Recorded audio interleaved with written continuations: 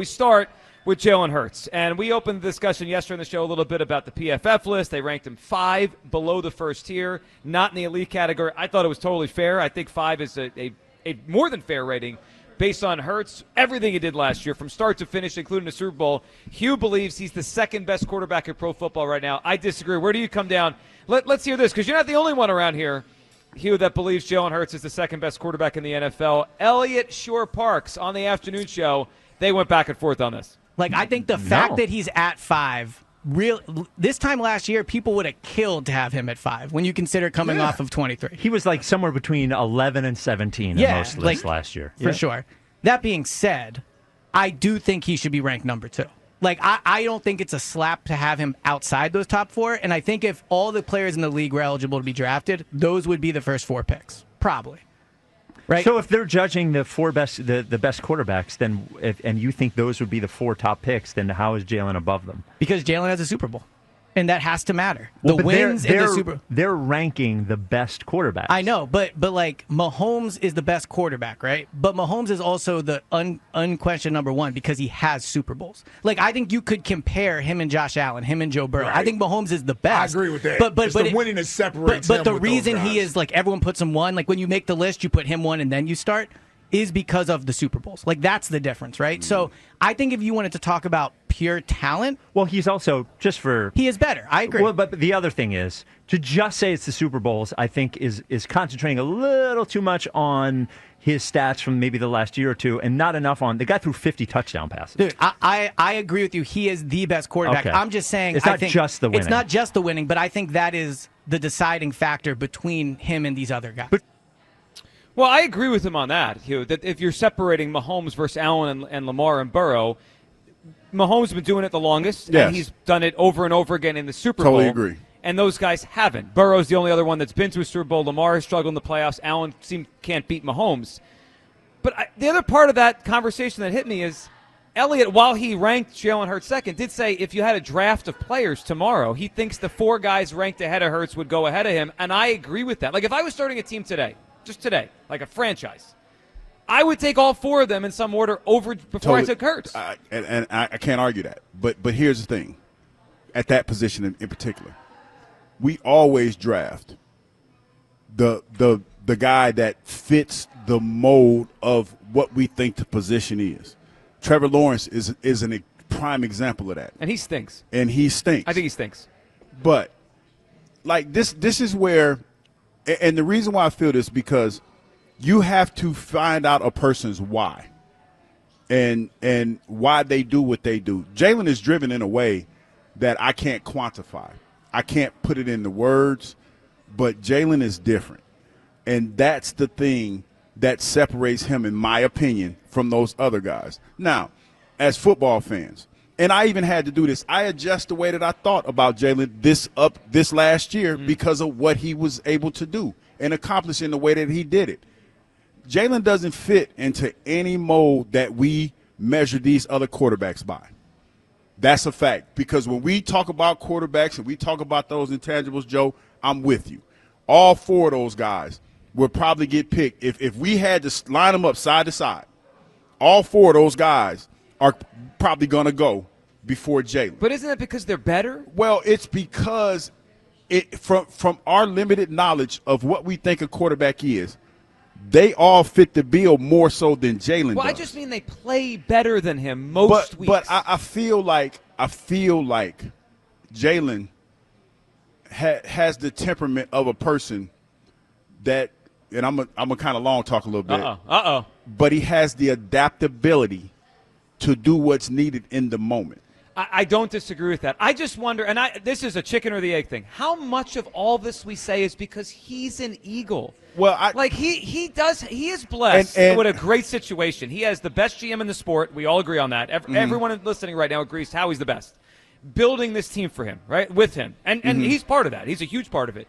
But, like, he's got the best offensive line in the sport. He has the best running back next to him in the sport. He has 2 of the best receivers. And Burrow has great receivers, too, but Burrow doesn't have the defense. You know what I mean? Like, how much of all these things we feel about Jalen is because it's true versus how much is, well, he happened to be drafted. That's why I bring up Jeter a lot, because Jeter is a great player, right? Had 3,000 hits. He got them all by himself.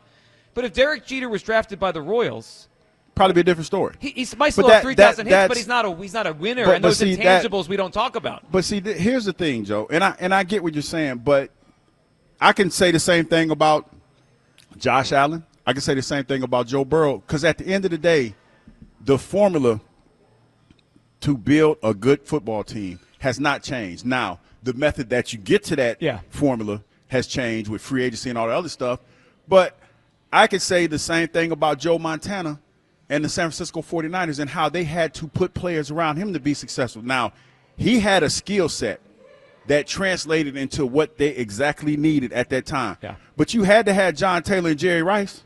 You had to have Tom Rathman and Roger Craig and those other guys around him. But he also dominated the sport and was MVP. Like, it wasn't just big games. Like, he had the highest completion percentage, and he broke. But look at he played great. In an era where he was a noodle arm, he changed the status quo.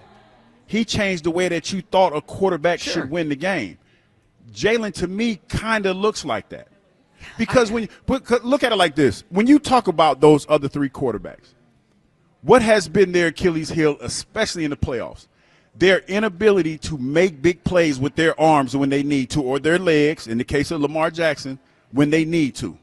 Jalen has the adaptability to do what's needed in the moment so that he won't be handicapped by his inability to throw the tight spiral or his ability not to throw. Like he's a dual threat. He has the intent. He is a mixture to me of all of those quarterbacks that you say are better than him. All right, 215-592-9494. We'll go to the phone lines in a second. I know a lot of people want to react to this. And look, I don't think the list was disrespectful in any way. I think it's very fair.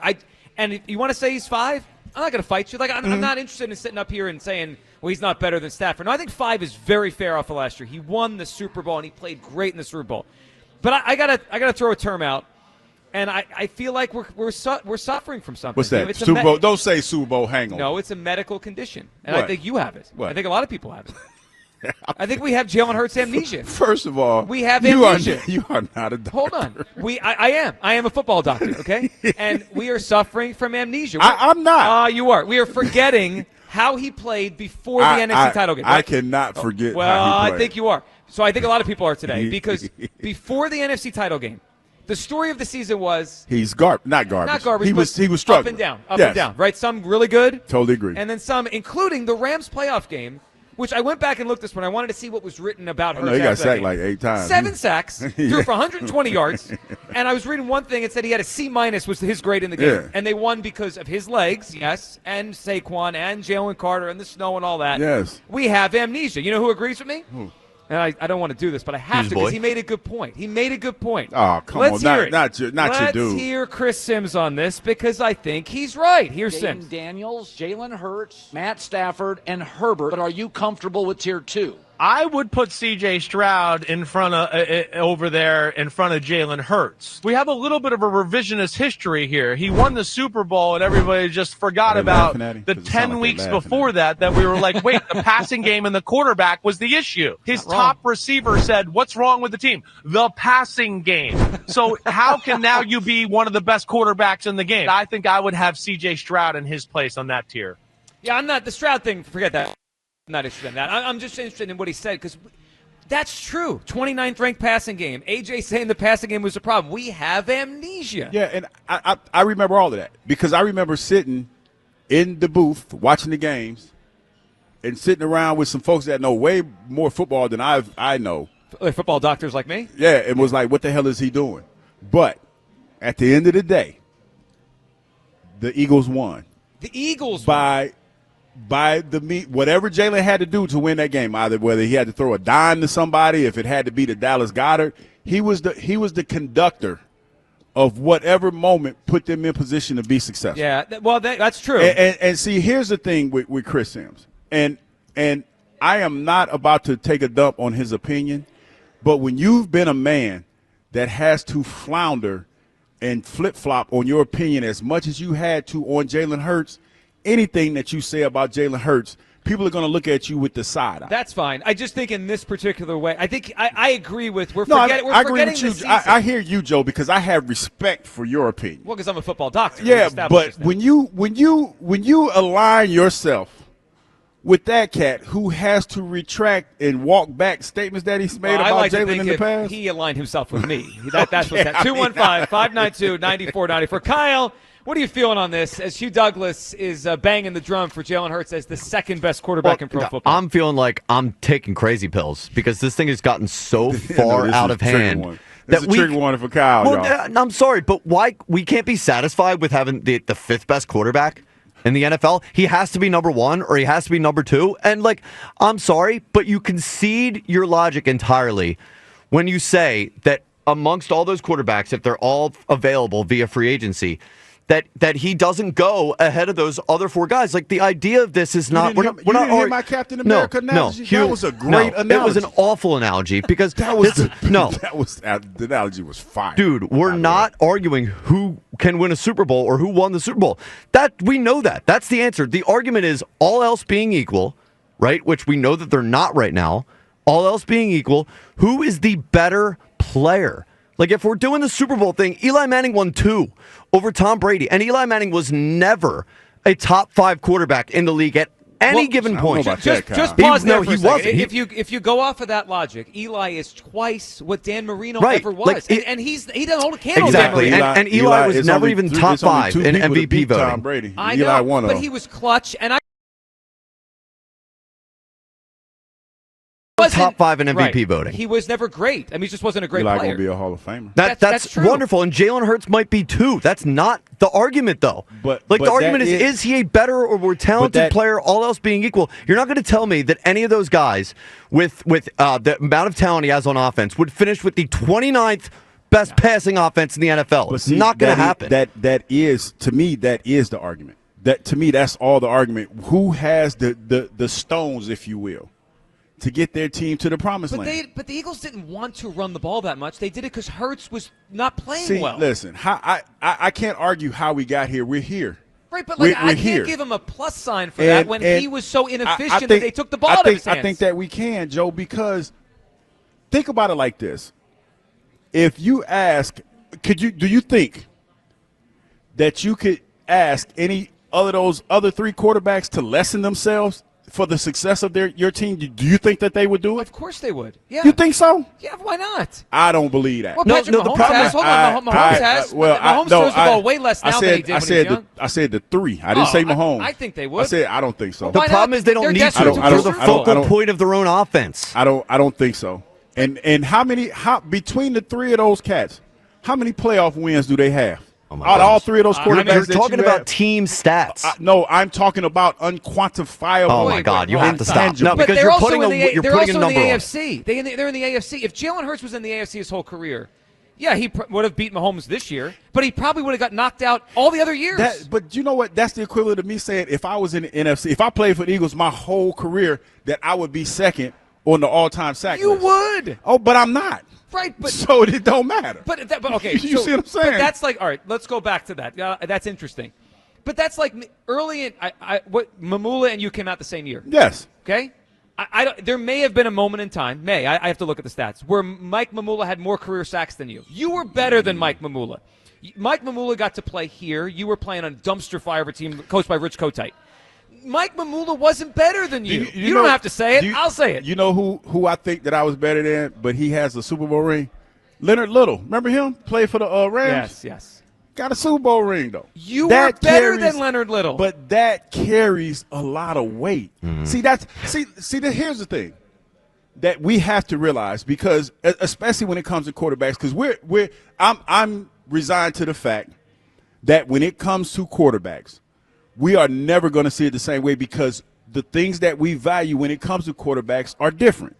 To me, especially in this day and age, the ability for Jalen to transform and be whatever he needs to be on a weekly basis right before our eyes is his biggest trait. Transform is a nice way of saying that he conceded the thing that he's supposed to do the most. Here's the thing. So that the team could be better. Here's the thing. And he's the only one that has shown that he's able to do that.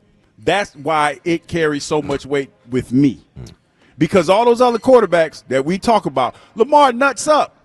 Oh, can I say that on there? You did, and live here at McGurk's in Fort Washington. Yeah. Well, he kind of messes up in the playoffs. Of all the four, and Josh Allen, we saw what he did. I disagree on Allen. Allen plays really well in big How many games. AFC championships has he won? None. He's losing to Mahomes. Listen, dog. You play the cards. But I would agree with you. You got to play the hand. I'm with you on Lamar because Lamar seems to play poorly in these games. Allen doesn't play poorly. He just doesn't come out with the winning side.